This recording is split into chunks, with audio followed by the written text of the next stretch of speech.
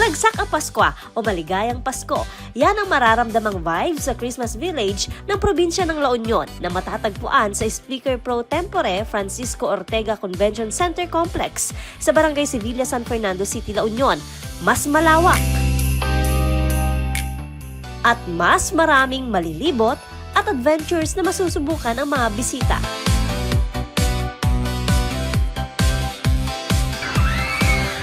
Perfect for background ng picture taking ang mga kumikislap na pailaw.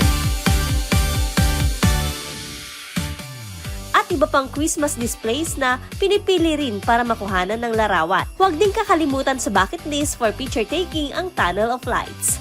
Kung nais naman ang mga rides, bumisita lang sa Carnival area na gustong-gusto ng mga chikiting. Tiyak hindi magsasawa kapiling ang mga barkada, pamilya at loved ones. Kung may extra money, maaari ring bumili sa iba't ibang paninda sa Christmas Bazaar. At kung napagod at nagutom, ang food park ang pwedeng puntahan.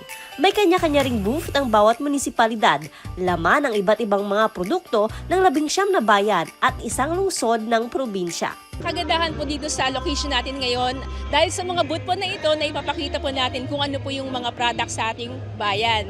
At ito po yung pinapakita rin dito kung gaano po ka malikhain or kung gaano po kaganda ang isang bayan sa pamamagitan po ng mga produktong nakadisplay po sa booth namin.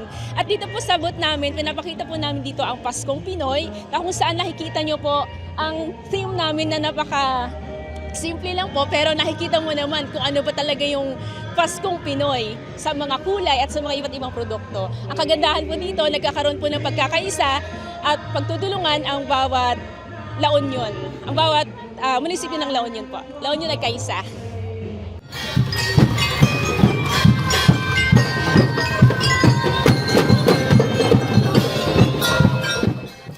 Naging makulay din ang pagbubukas ng Christmas Village.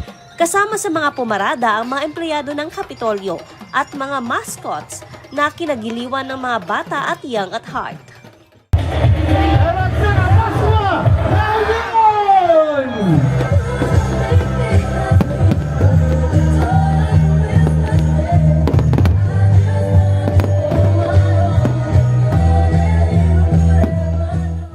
Formal ding pinailawan ang 17 meters giant Christmas tree. Espesyal ang nasabing Christmas tree dahil sa namumutik-tik nitong palamuting parol. Ang 900 parol na nakakabit dito, likha ng mga person deprived of liberty o mga PDL. Patunay sa kanilang likha ang kanilang mga talento at pagkamalikhain. Uray at dada iti preso, pasapol nga dapat pagbirukan da, tapnukas da, at dapat apo iyawid da. Ipadalada nga Paskwa, iti pamilyada. Tatangal daw at datay ditoy. May panggap ti datoy Christmas Village apo. May maysa iti kandami. Haan lang apo ngagpasikap nga adu ti silaw kada amin. Nagadu ti kaya nangasakuet iti silaw nga naranya. No anyaman ti parikot ti biyag sumimyot man apo.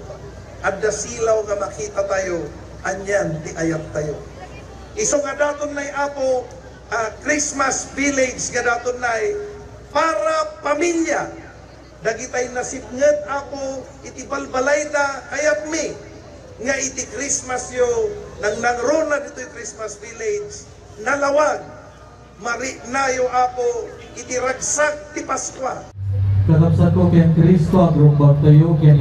Nagsindi rin ng kandila at nag-alay ng panalangin na tumaon sa paggunita ng World AIDS Day. Nagkaroon din ng pagtatanghal para sa mga Ilocano kasabay ng formal na pagbubukas ng Christmas Village. Joan Punsoy, Balitang Solidor.